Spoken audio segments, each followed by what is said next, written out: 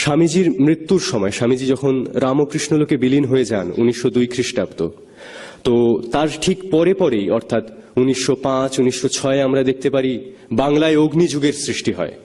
আর বাংলার অগ্নিযুগের পথিকৃৎ কিন্তু স্বামীজি নিজেই। ক্ষুদিরাম বসু, প্রফুল্ল চাকি, বাঘা যতীন, বিনয় বাদল দীনেশ, আর সবশেষে আমার হিরো নেতাজি সুভাষচন্দ্র বসু, এদের সবার জীবনে স্বামীজির বাণীর গভীরতম প্রভাব ছিল। আমরা নেতাজির একটা উক্তি এখানে উদ্ধৃত করতে পারি।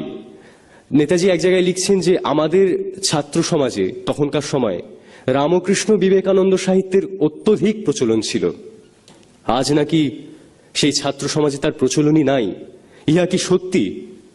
আমাদের সময়ে রামকৃষ্ণ বিবেকানন্দ সাহিত্যের যে প্রচলন ছিল, রামকৃষ্ণ বিবেকানন্দ সাহিত্য অপেক্ষা আর কোন সাহিত্য ছাত্র সমাজের চরিত্র গঠনের জন্য উৎকৃষ্ট অপেক্ষা কল্পনা করতে পারি না।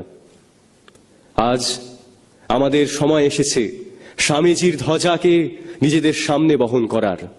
আমরাই স্বামীজির যোগ্যতম টর্চ বেয়ারার। আমাদের শিরায় বইছে স্বামীজির রক্ত। আমরা স্বামীজির বাংলা, স্বামীজির ভারতবর্ষ, স্বামীজির বিশ্বের সন্তান। यदा यदा हि धर्मस्य ग्लानिर्भवति भारत अभ्युत्थानम् अधर्मस्य तदात्मानं सृजाम्यहम् परित्राणाय साधूनां विनाशाय च दुष्कृतां धर्म संस्थापनार्थाय সম্ভবামি যুগে যুগে। আমাদের প্রত্যেকের মধ্যেই স্বামীজি আবির্ভূত হতে পারেন।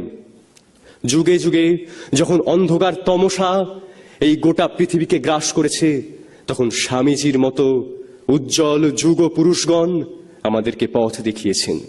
আর আজ এই ঘোর কলিতে আমরাই স্বামীজির আত্মাকে নিজের মধ্যে ধারণ করে সমগ্র বিশ্বকে পথ দেখাতে পারি। আমরা সবাই এখানে যারা উপবিষ্ট আছেন, সবাই একটু হলেও স্বামীজি, অল্প হলেও স্বামীজি।